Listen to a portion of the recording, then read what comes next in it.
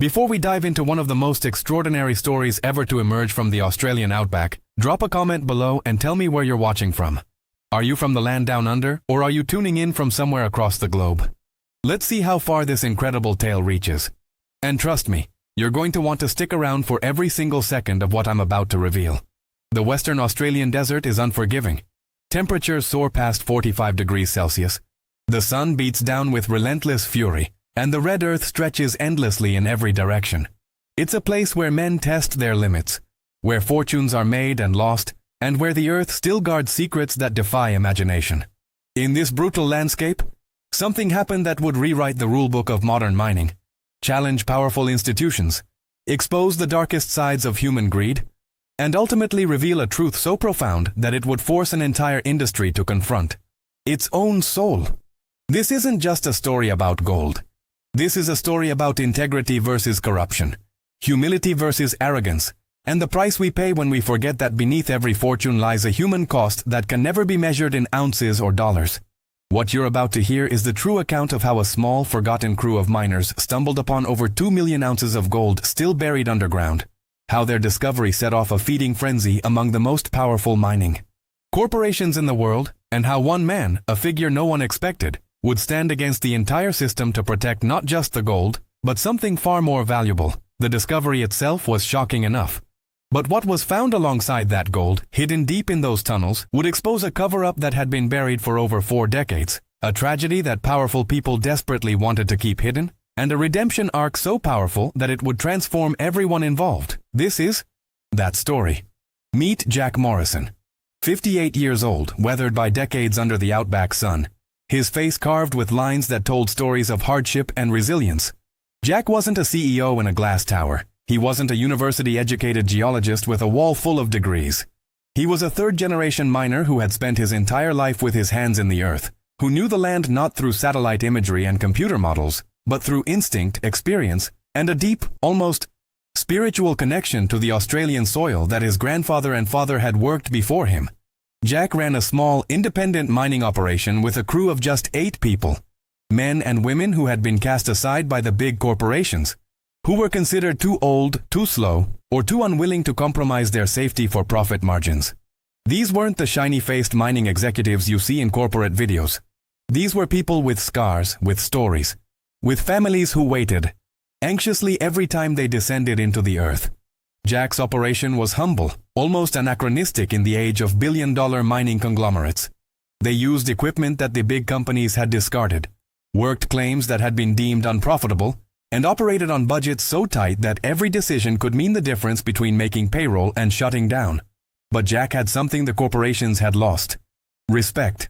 Respect for the land, respect for his crew, respect for the indigenous traditional owners whose ancestors had walked this country for 60,000 years, and respect for the truth no matter how inconvenient it might be. He had begun every single project with a ceremony, inviting local Aboriginal elders to bless the site, to ensure they were working with permission and awareness. His crew knew that if Jack ever felt they were being reckless with the land or with human lives, he would shut down operations immediately. Profit be damned. This quality, this unwavering integrity, would soon be tested in ways no one could have imagined. It was March when Jack's crew struck the vein.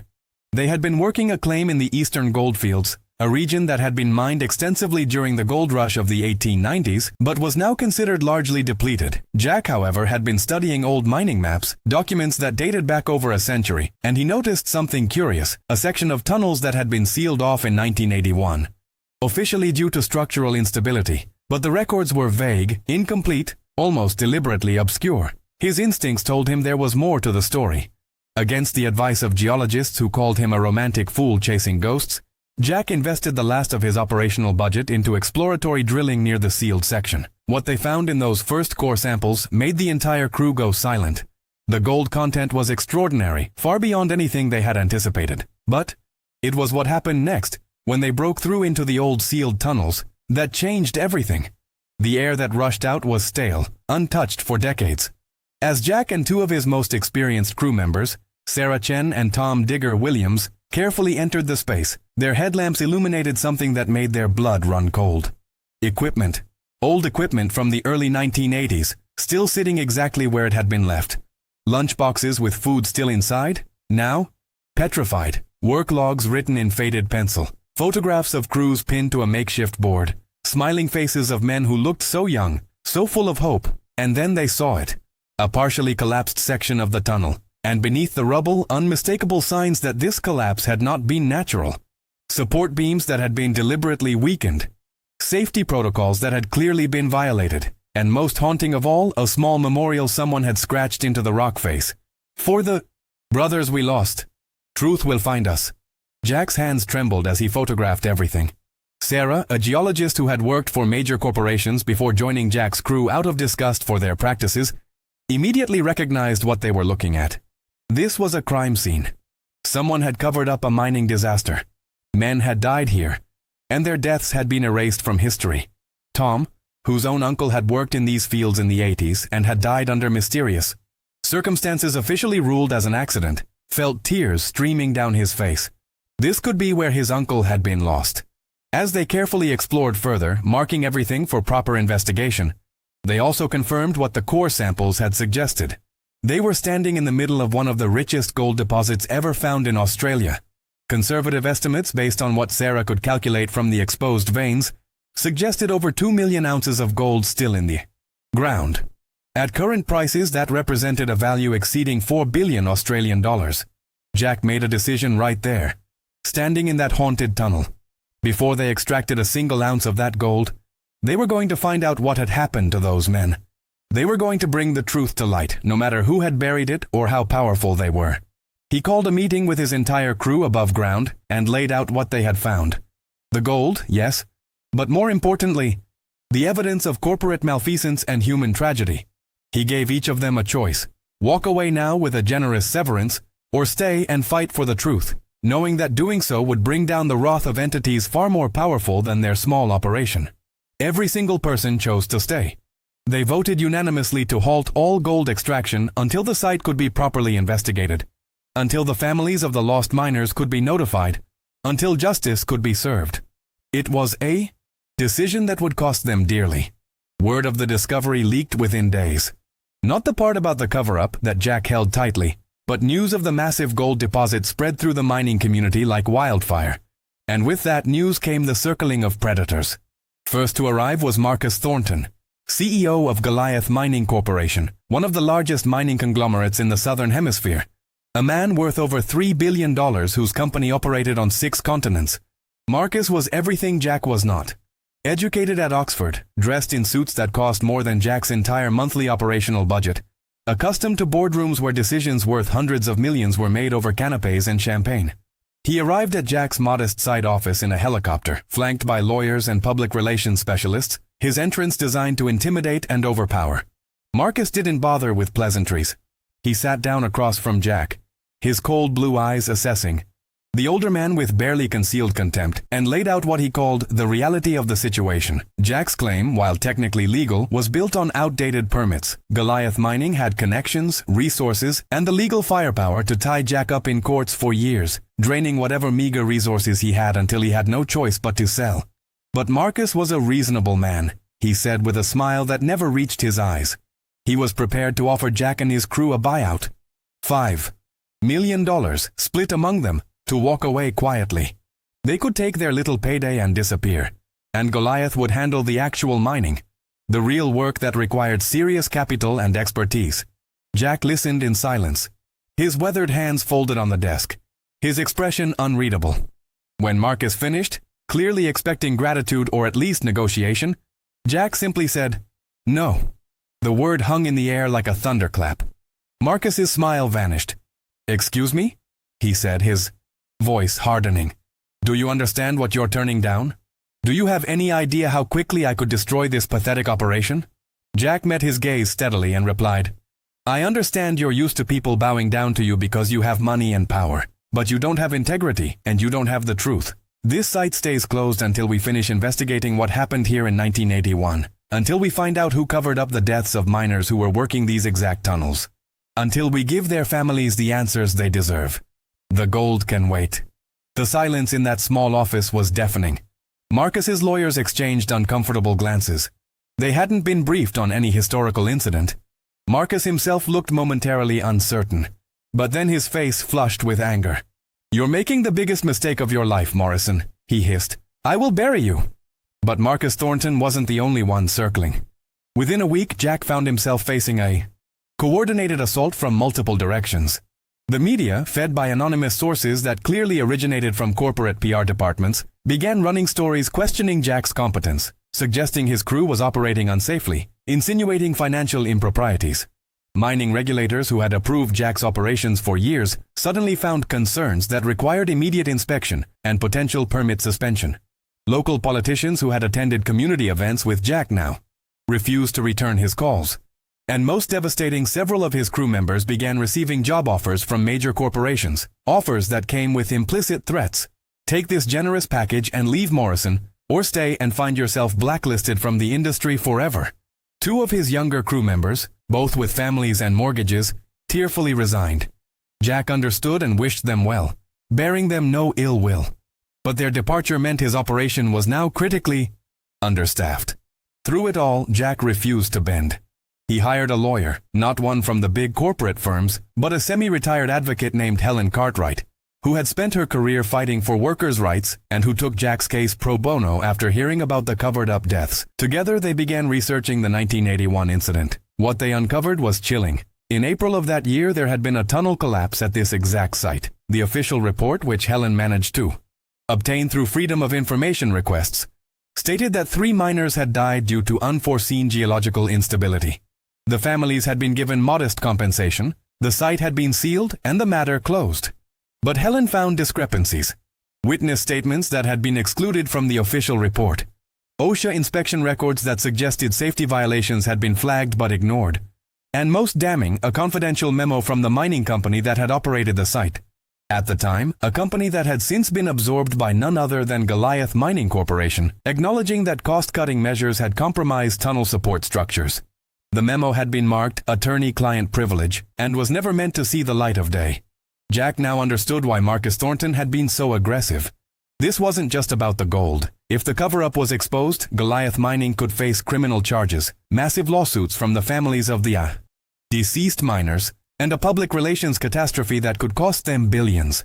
They were desperate to keep this buried, and they would use every weapon in their arsenal to destroy Jack before he could reveal the truth. The pressure intensified. Jack's bank suddenly found irregularities in his accounts and froze his business line of credit, leaving him unable to make payroll. His insurance company canceled his coverage, citing elevated risk factors. His remaining crew, loyal as they were, began to worry openly about their futures. Sarah Chen, his geologist, developed stress-related health problems from the constant harassment.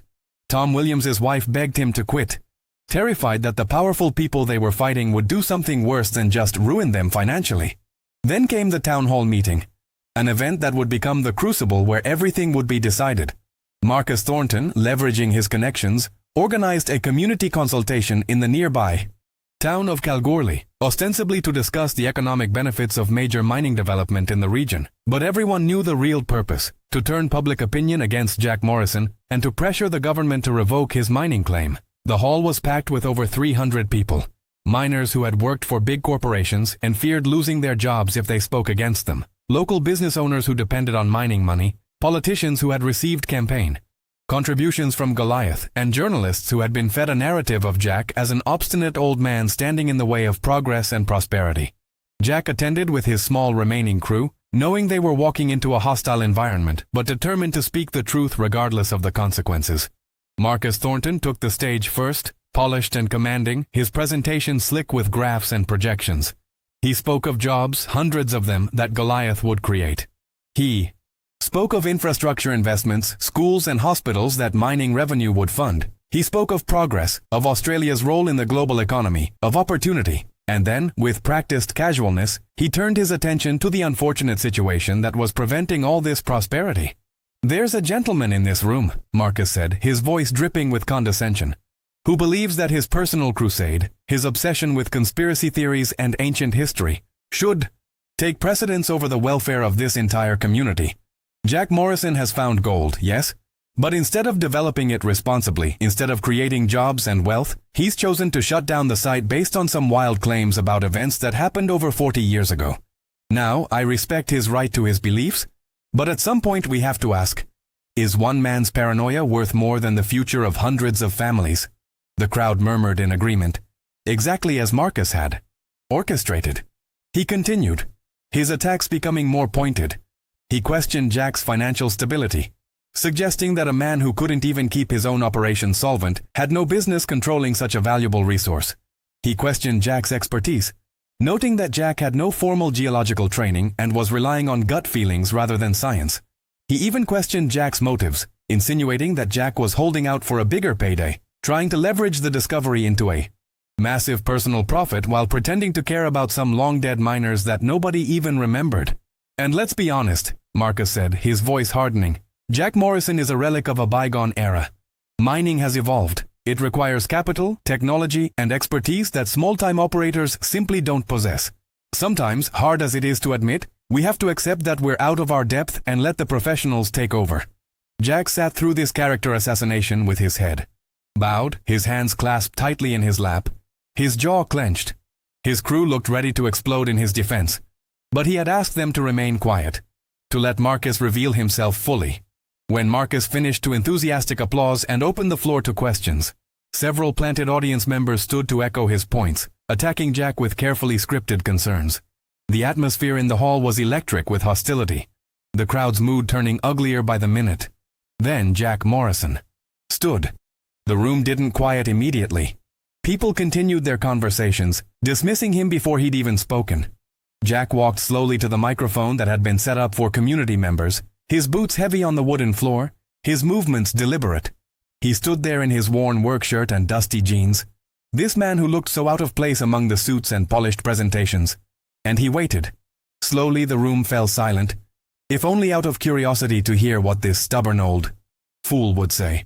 Jack's voice when he spoke was quiet, but carried a weight that commanded attention. My name is Jack Morrison.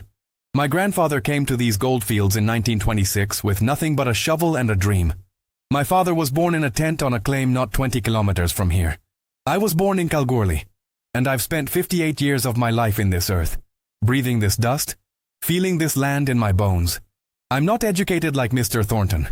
I don't have a fancy degree or a billion-dollar corporation. But I know three things with absolute certainty. I know gold, I know men, and I know right from wrong. He paused, letting his words settle. The room was now completely silent, everyone's attention fixed on this unexpected opening. Jack continued, his voice growing stronger. Mr. Thornton has told you about jobs and money and progress. Those are good things. No one here loves this industry more than I do. No one values the work we do more than I do. But he's left out the most important part of the story. He hasn't told you what we found in those tunnels alongside that gold. Jack pulled out a folder and carefully removed a photograph, holding it up. This is Mitchell Brennan. He was 23 years old in 1981. He had a wife and a 2-year-old daughter. This is Robert Chen, 31 years old, an immigrant from Malaysia who sent money back home to support his elderly parents. This is Thomas Williams Sr., 35 years old, a father of 4. Jack's voice cracked slightly. Tom Williams was my best friend's older brother. He was my hero when I was a kid. These 3 men died on April 14, 1981, in a tunnel collapse in the exact location where we've made our discovery. The official report said it was an accident, unforeseen circumstances. But that was a lie. The crowd was now completely silent. The atmosphere shifted from hostility to shocked attention. Jack continued, his words measured and powerful. We found evidence that safety protocols were deliberately ignored, that support structures were compromised to save money, that warnings from miners about dangerous conditions were dismissed by management. These men died because someone decided that profit mattered more than human lives. And then their deaths were covered up, their families were paid off with pittance settlements, and the whole thing was buried, literally, by sealing those tunnels. Marcus Thornton jumped to his feet. This is absurd. These are baseless. Accusations about events that happened decades ago under a completely different company. Jack turned to face him directly, his eyes blazing. A company that was acquired by Goliath Mining Corporation in 1997. A company whose records and liabilities you inherited. A company whose cover-up you are now continuing. Marcus's face went red with fury. You have no proof of any of this. You're a desperate man making wild claims to justify your irrational behavior. Jack reached into his folder again and pulled out a document, holding it up. This is a memo dated April 10, 1981, 4 days before the collapse. It's from the site manager to the regional director, warning that Tunnel Section 7 had compromised support beams and should be closed immediately for repairs. It was marked "Received," but no action was taken. The miners were ordered to keep working. 4 days later, they were dead. The room erupted in shocked murmurs. Marcus's lawyers were now frantically whispering to him. Their expressions panicked. Marcus himself looked shaken but fought back. "Where did you get that document? That's privileged corporate property. You've stolen confidential materials." Jack shook his head slowly. "It was filed with the Mining Safety Commission as part of an internal investigation that was never made public. My lawyer obtained it through legitimate legal channels, and there's more, much more. Internal emails, audit reports, witness statements that were suppressed, all of it pointing to the same conclusion. Your company, Mr. Thornton, or its predecessor, which you now represent, killed those men through negligence and greed, and then covered it up to avoid liability." Marcus was now visibly shaking with rage and something else. Fear. "You don't know what you're talking about. I wasn't even involved with the company in 1981. This has nothing to do with me." Jack's response was quiet but devastating. "That's the point, Mr. Thornton. You inherited a fortune built partially on the legacy. Graves of these men and many others like them. You stand there in your expensive suit talking about progress and prosperity, but you've never once asked about the cost. You've never wondered how many corners were cut, how many lives were sacrificed, how many families were destroyed to build the empire you now control. You lecture me about being out of my depth, about being a relic, about not understanding modern mining. But I understand something you've forgotten, if you ever knew it at all. Every ounce of gold we pull from this earth is connected to a human being who risked their life to get it. And when we forget that, when we treat people as expendable resources just like the ore we extract, we lose our humanity. We become monsters.